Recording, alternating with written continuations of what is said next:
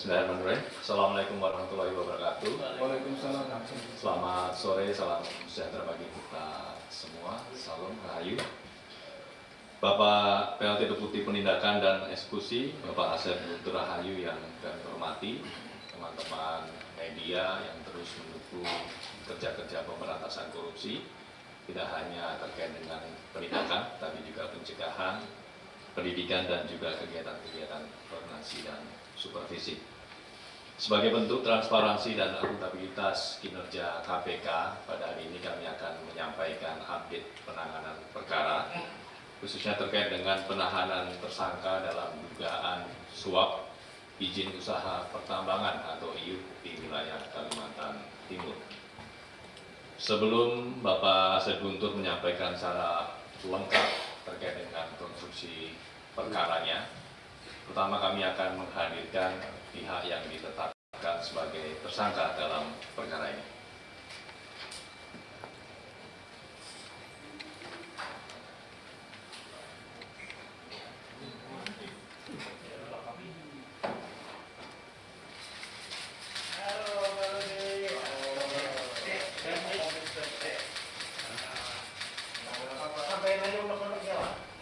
Nanti saat ini Karena saya 8 tahun, ya, saya tahu. Itu pegawai saya, sudah namanya orang mana, yang menurut saya itu atas nama KPK. Kemudian kenapa? Karena di narkoba 10 miliar.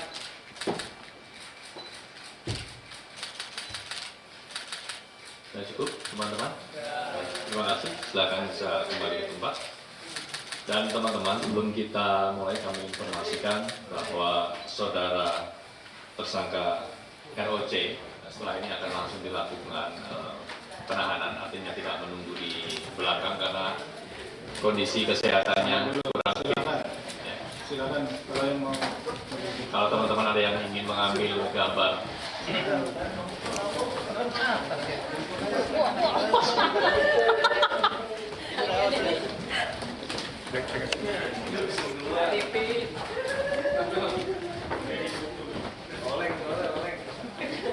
Kita tunggu ya, teman-teman.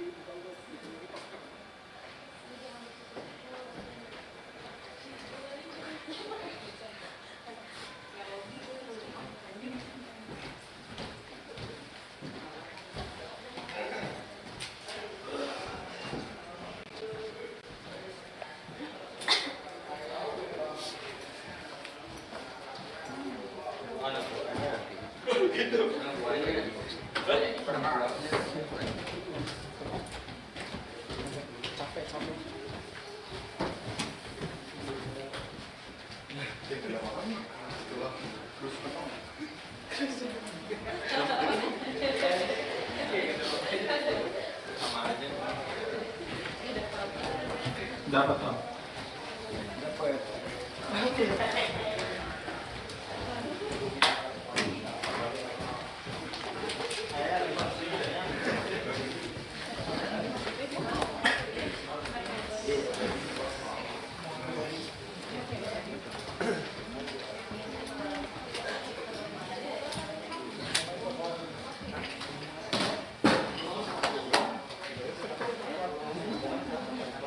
Kita tunggu Mas Fadil.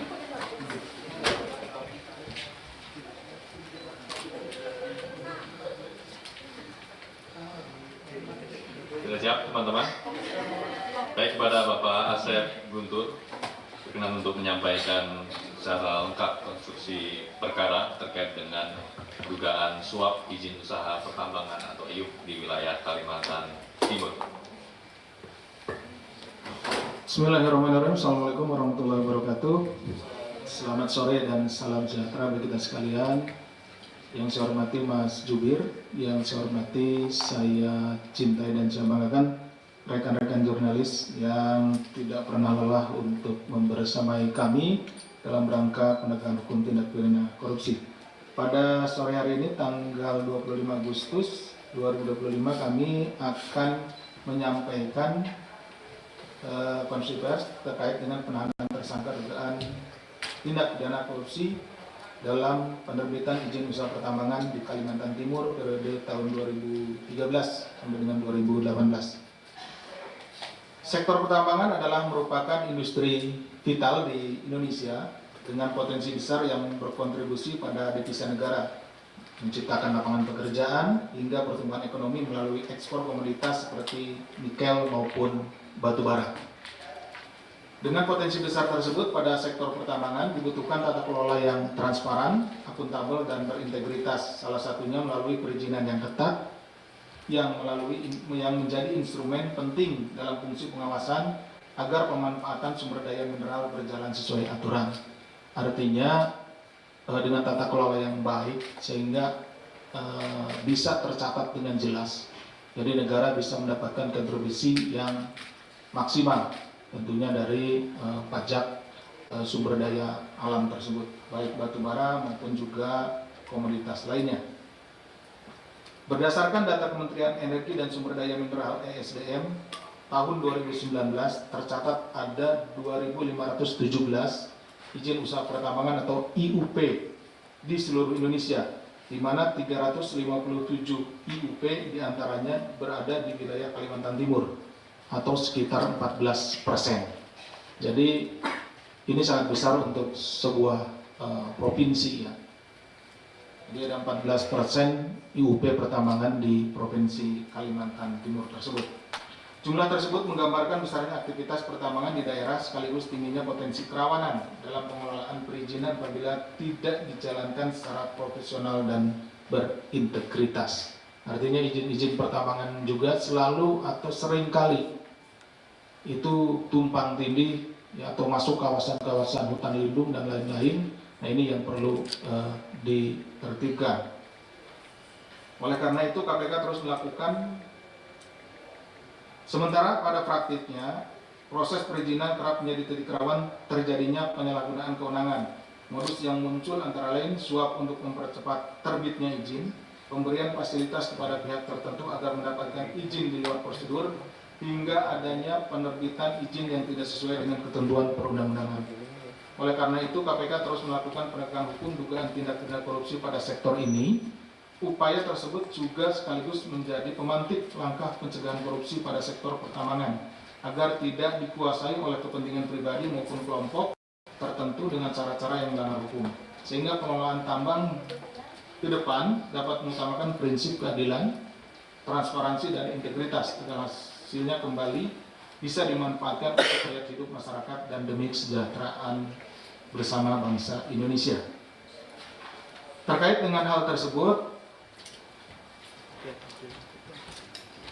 penyidik telah melakukan pengembangan dugaan tindak pidana korupsi terkait dengan pemberian izin usaha IUP di Kalimantan Timur kepada penyelenggara negara periode 2013-2018, di mana telah menetapkan ya 3 orang tersangka, yaitu saudara AFI selaku Gubernur Kalimantan Timur periode 2008-2018 dan 2019-2024. Ini nanti dilihat lagi ya. Kemudian DDW selaku Ketua Kadin Kalimantan Kaltim ya, Kalimantan Timur sekaligus anak dari saudara AFI, dan saudara ROC selaku wira swasta atau komisaris PT SJK PT CBK, PT BJL, PT APB.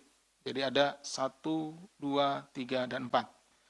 Dalam proses penyidikan perkara ini, Saudara ROC juga telah mengajukan pra-peradilan pada bulan Oktober 2024. Jadi ini kan sprindiknya bulan September 2024. Kemudian setelah sprindiknya terbit, kemudian diajukanlah pra-peradilan oleh Saudara ROC tersebut di PN Jakarta Selatan. Kemudian pada November 2024, hakim memutuskan gugatan tersebut tidak diterima. Proses penyidikan dan penetapan tersangka oleh KPK tetap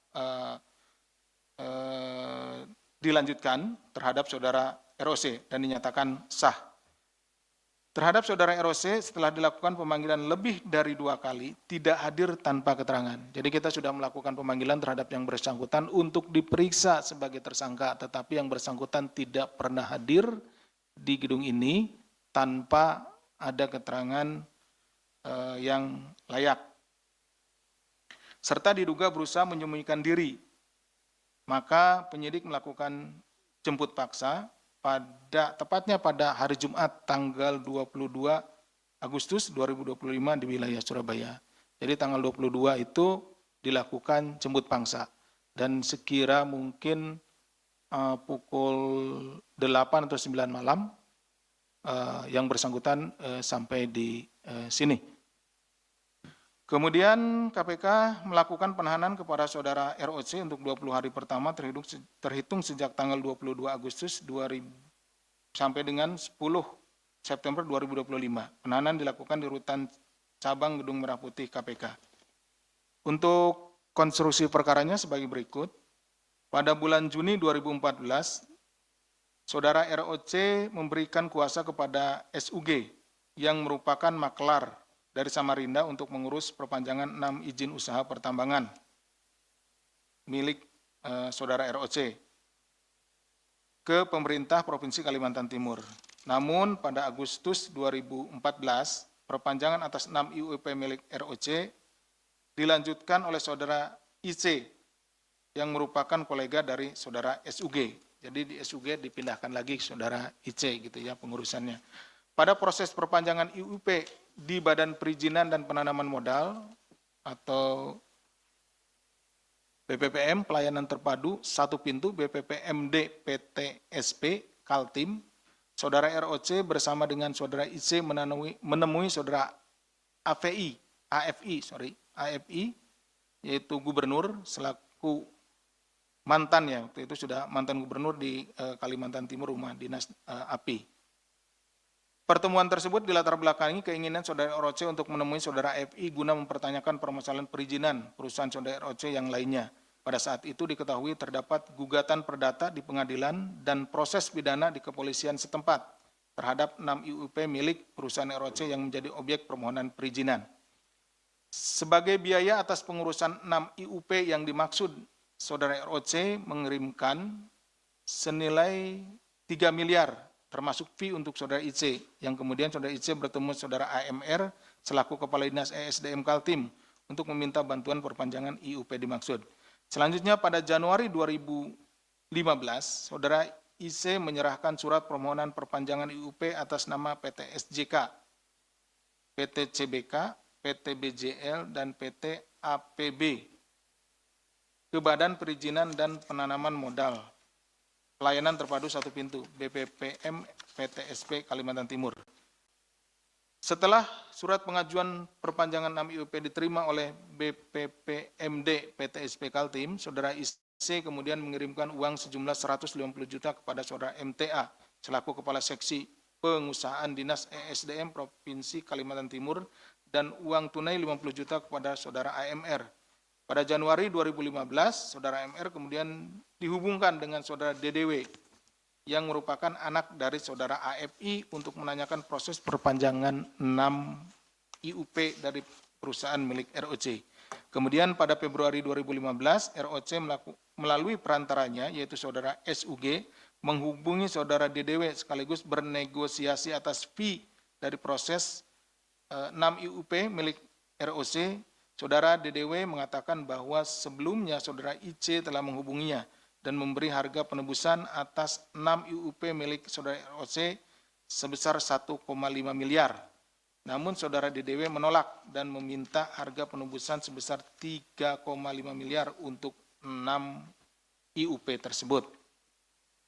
Permintaan tersebut dipenuhi, selanjutnya terjadi pertemuan di salah satu hotel di Samarinda antara saudara ROC dan saudari DDW, di mana saudara IC diminta untuk mengantarkan amplop berisi uang sejumlah 3 miliar dalam pecahan dolar Singapura. Sementara bersamaan itu, saudara ROC memerintahkan saudara SUG memberikan 500 juta lagi, tadi kan 3,5 miliar ya, dalam pecahan dolar Singapura juga kepada saudara DDW. Jadi ada dua gitu ya, dibagi dua. Setelah terjadi transaksi tersebut, saudara ROC melalui saudara IC menerima dokumen berisi SK 6 IUP dari saudara DDW yang diantarkan oleh saudara IJ selaku babysitter saudari DDW. Atas perbuatannya, tersangka ROC disangkakan melanggar pasal 5 ayat 1 huruf A atau pasal 5 ayat 1 huruf B atau pasal 13 Undang-Undang nomor 31 tahun 1999 sebagai telah diubah dengan Undang-Undang nomor 20 tahun 2001 tentang perubahan atas Undang-Undang nomor 31 tahun 99 tentang pemberantasan tindak pidana korupsi. Demikian yang bisa kami sampaikan. Terima kasih atas perhatiannya. Saya kembalikan kepada Mas Jubir.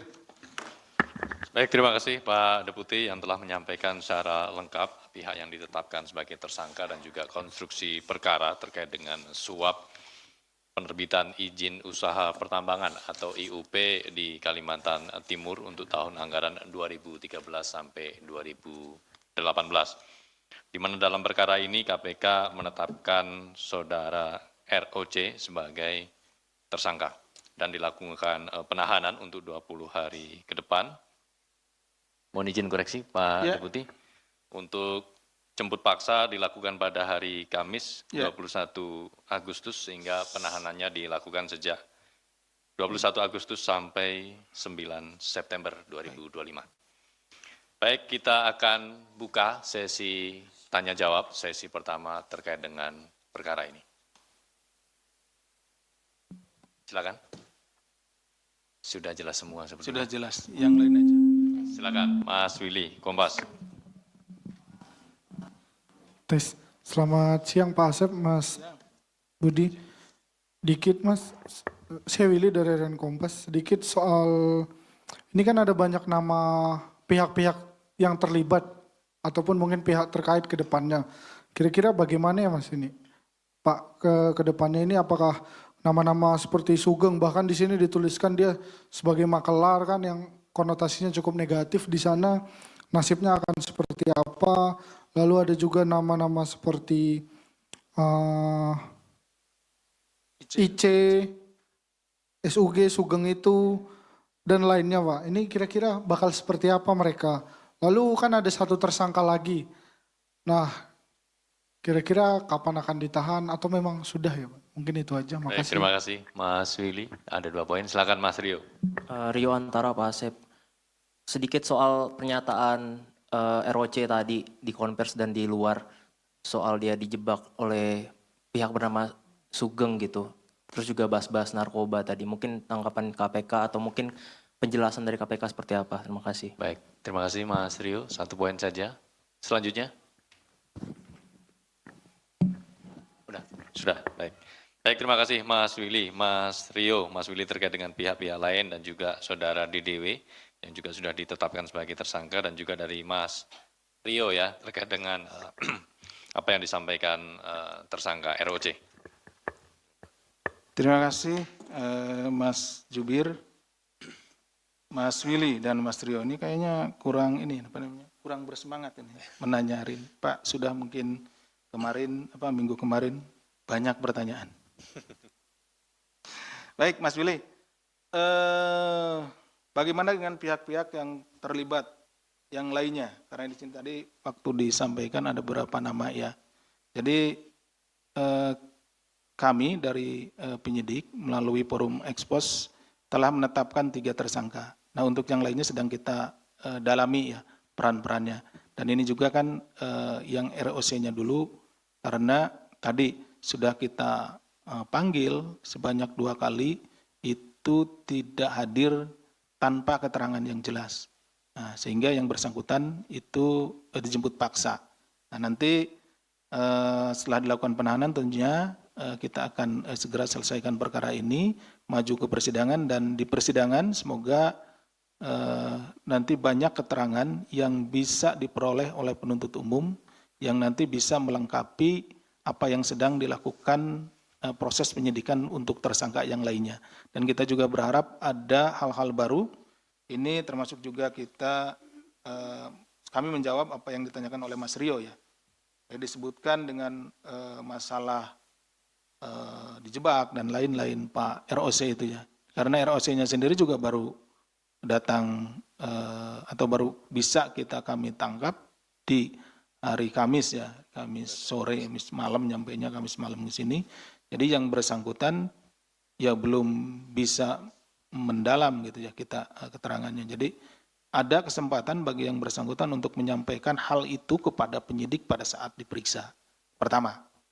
Dan ada juga kesempatan bagi yang bersangkutan menyampaikan terkait dengan permasalahannya pada saat yang bersangkutan dihadirkan di persidangan. Gitu, seperti itu. Nah, kemudian tersangka yang lain apakah akan kapan ya dilakukan penahanan? Ini masih kita melengkapi ya. Ditunggu saja Mas Willy. Itu mungkin 3 hal yang bisa kami sampaikan. Baik. Kayaknya pertanyaan berikutnya pasti banyak nih. Terima kasih Pak Deputi atas penjelasannya. Selanjutnya kita buka sesi kedua. Masih kasus ini. Silakan Mas Jamal.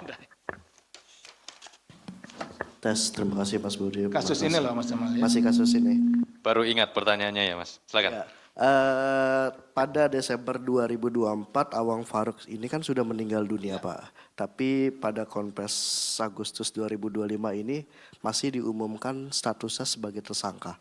Apakah status tersangka Awang Faruk ini belum SP3 Pak? Dan lalu prosesnya seperti apa? Apakah nanti ke depannya bakal dikembangkan ke TPPU atau gimana? Terima kasih. Baik, terima kasih Mas Jamal. Terima kasih Mas Jamal. Langsung aja kita jawab ya. Benar apa yang disampaikan oleh Mas Jamal itu kalau tidak salah tanggal 22 Desember ya. Kami mendapat tepatnya tanggal 22 Desember yang bersangkutan meninggal dunia. Kemudian beberapa minggu berikutnya kami dapat informasi ya, informasinya ke kami. Kemudian kami lakukan pengecekan dan lain-lainnya. Saat ini memang sedang kita ajukan dan kita proses ya. Terkait tentunya salah satu dasar untuk menghentikan penyidikan salah satunya adalah kalau tersangkanya meninggal. Nah ini sedang berproses, gitu kan? Sedang proses karena meninggal tidak bisa langsung begitu saja kita ini. Kemudian kita proses dulu, kita pada tingkat Direktorat Penyidikan, ke tingkat kedeputian dan ke tingkat pimpinan. Itu mungkin yang sedang kita lakukan. Demikian, Jamal. Baik, terima kasih Pak Asep Guntur. Ada lagi teman-teman masih terkait dengan perkara ini? Cukup semuanya? Sudah jelas ya?